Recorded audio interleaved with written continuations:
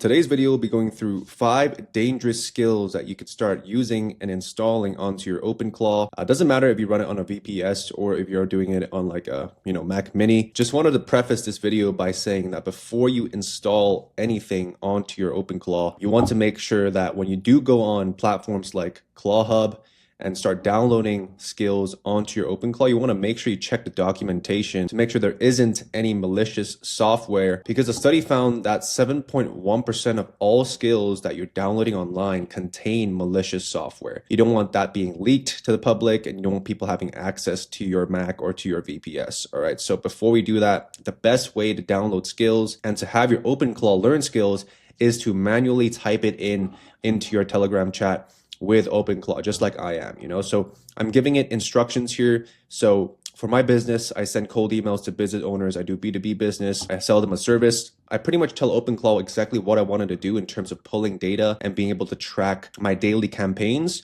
seeing how many emails were sent today, how many of them were positive replies, how many of them were negative replies, how many sales calls were booked.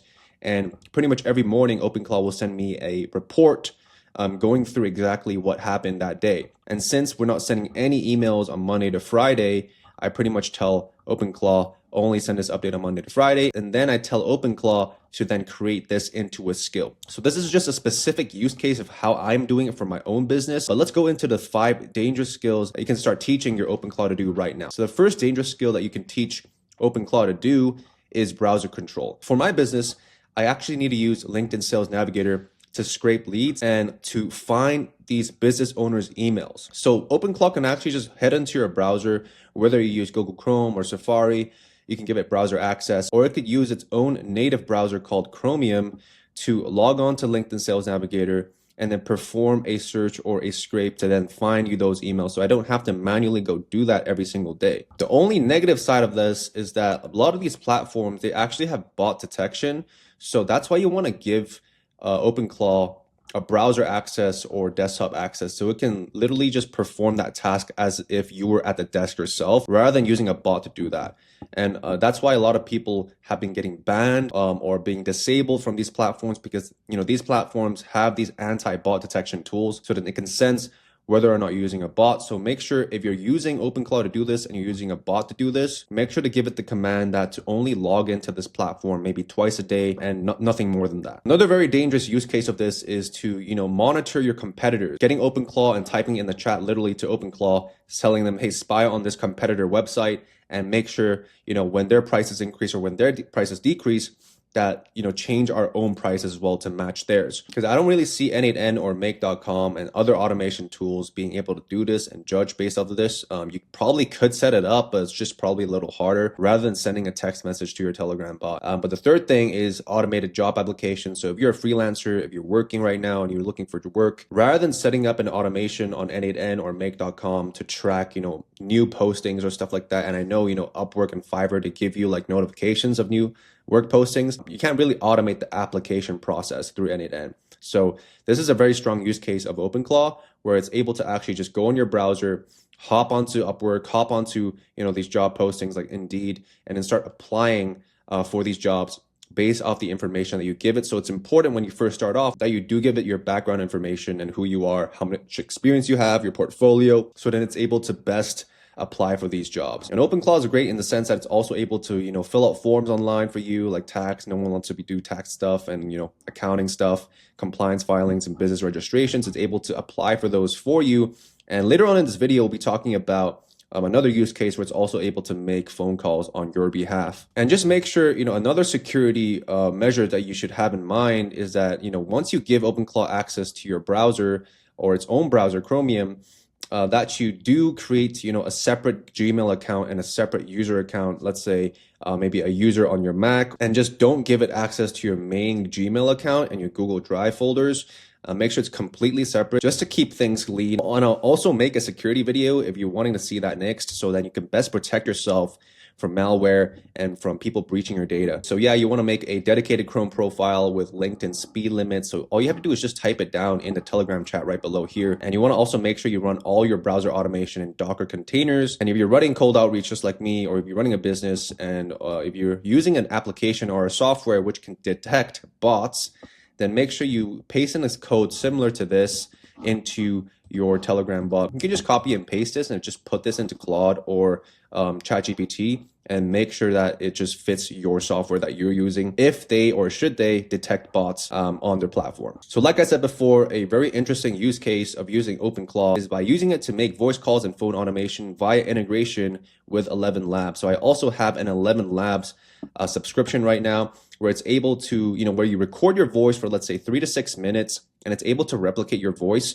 So then it speaks and it sounds exactly like you. And also link it to retail or SynthFlow AI. These are a few use cases that we're using as well. And we're also selling these as a service to the businesses and local businesses down the street, like service-based businesses, like, HVAC businesses, lawn remodeling, pest control, because a lot of these guys, they're too focused on actually doing the work and out in the field doing their work, and they're not having the time to pick up the phone, so then AI can actually do this for them. But other than that, it's just a very interesting use case and powerful use case you could use because it could literally make restaurant bookings for you. You can schedule appointments just like calling your doctor, your dentist, your barber, your mechanic to book the next available spot, and it gives you a confirmation on Telegram or email when that slot was booked. One issue with this particular use case is that it's actually not legal to do this.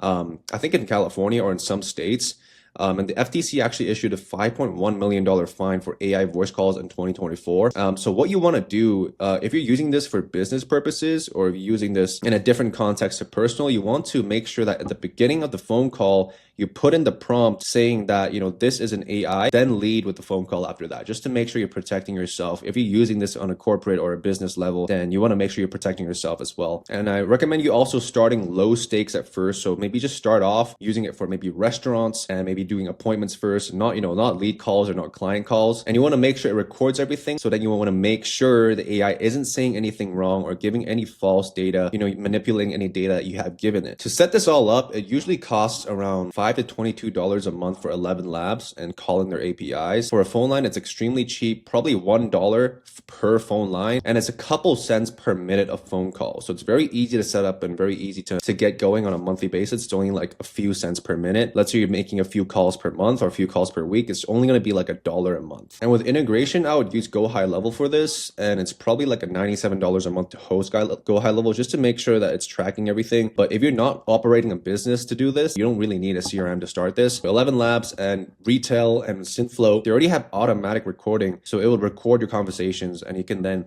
ask OpenClaw to analyze those conversations and then build on how to improve those conversations in the future. The next extremely powerful skill that you should use is called an exec and shell command. So this is extremely powerful and also extremely dangerous. I recommend you proceed with caution here. But for those who don't know what an exec and shell command is, let's take a restaurant, for example. So if you walk into a restaurant, you have to interact with the waiter. You have to interact with the menu. You have to kind of like look at the menu and order through the waiter. But an exec and shell command is pretty much going into the kitchen and ordering whatever you want. So for a computer to click on a browser and to go on Google Chrome and to go on google.com, you have to click a few buttons and then type in the google.com onto the browser. But running an exec and shell command on your terminal, it literally bypasses all of that. And it's the most rawest form of communication with your computer. And the dangerous part of this is that an exec and shell command will never ask you, are you sure you want to do this? It just executes. It doesn't have a question. And that's why, these windows and these buttons and these pretty things exist on your computers because it's easier for you to interact and give your computer commands. But if you're just running commands on the rawest, purest form, it's through an exec and shell command. Why is this so powerful? Is because you can literally, while you're at a coffee shop on a Sunday, having some coffee and reading a book, you can literally just tell Telegram to build me a website or to write me a video script. Literally just sit there, and when you get home, it's already done. And you can just iterate on that rather than having to go home, research on how to build a website and then build it yourself, right? Apps are literally being built while you're not even at the computer. Or you can also manage servers and ask, OpenClaw to run a cron.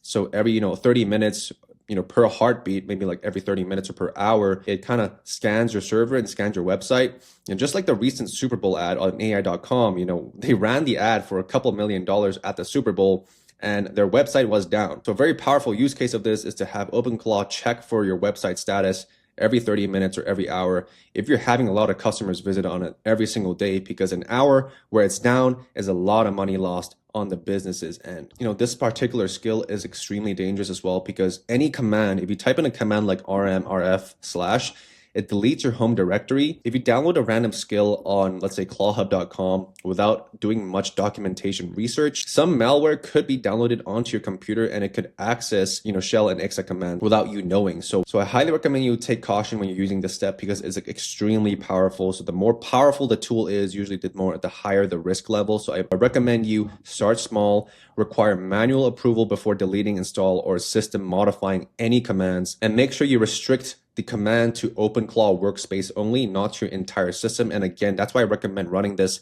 on a separate computer or on a VPS, completely separate from your main workspace. So another very powerful skill that you could use is called screen control and desktop automation. So this is different from browser control, right? Browser is like going on Safari, Mozilla Firefox, Chrome, Arc, but this is your entire desktop, right? So it has access to all your applications, any window, any software that you have on your computer at the moment. It moves the mouse just like a regular human does. It types and navigates any interface exactly like how a human is sitting at your desk, right? You want to treat OpenClaw just like an employee, right? Or just like a person, right? You give it a desk, you give it a computer, and it operates, right? So if you're managing or using any fancy software, you could literally give it screen control where it records your screen and it literally sees you operating the software. You can then transfer that and tell OpenClaw to convert that into a skill so that it can operate the software and do the work while you're not there. So this is a super powerful skill to have, but again, also